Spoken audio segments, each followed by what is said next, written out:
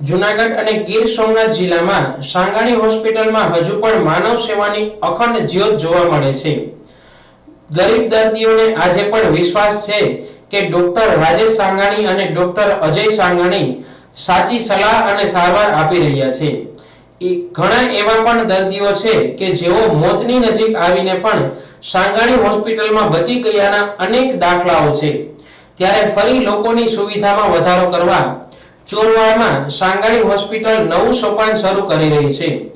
ગરીબ દર્દીઓને સારવાર માટે હજુ પણ કાર્ડ ન હોય કે પરંતુ સારવારમાં કોઈ કચાશ નહીં અને દર્દીને વિનામૂલ્યે સારવાર આપવાના અનેક દાખલા આજે પણ જોવા મળે છે।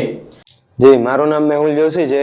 હું લુણાવાડાથી બિલોંગ કરું છું અને અત્યારે ભણવાની સાથે સાથે કર્મકાંડ કરું છું।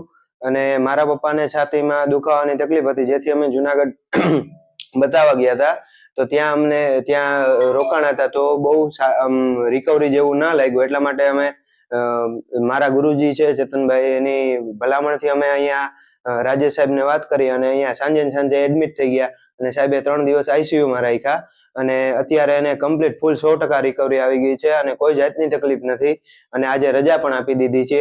અને સાહેબે એક ભૂદેવ તરીકે મારી પાસે કોઈ પણ જાતની આશા અપેક્ષા વગર મેં જે એને મુઠ્ઠીવારીને આપી દીધું તે એણે એનો ચાર્જ લઈ લીધો છે, એ માટે સાહેબનો ખૂબ ખૂબ આભાર।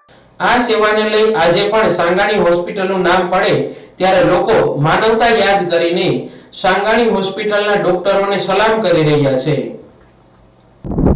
ભગવાનજીભાઈ કરકટિયા, ધારાસભ્ય માંગરોળ, તારીખ 22ના રોજ સાંગાણી હોસ્પિટલ કેશોદ દ્વારા એક નવી હોસ્પિટલ ચોરવાડ ખાતે ખોલવામાં આવી રહી છે। જે સાંગાણી હોસ્પિટલ આખા જૂનાગઢ જિલ્લામાં એક મોટું નામ ધરાવે છે અને તમામ પ્રકારના રોગોની ત્યાં સારવાર કરવામાં આવે છે। જેની કેશોદમાં પણ હોસ્પિટલ છે, જૂનાગઢમાં હોસ્પિટલ છે, વેરાવળમાં પણ હોસ્પિટલ છે, માંગરોળમાં હોસ્પિટલ છે અને 5મી હોસ્પિટલ ચોરવાડ ખાતે શુભારંભ થઈ રહ્યું છે। તો સાંગાણી સાહેબને ખૂબ આગળ વધે એવી હું પ્રભુને પ્રાર્થના અને લોકોની ખૂબ સારી સેવા કરે એવી અપેક્ષા રાખું છું।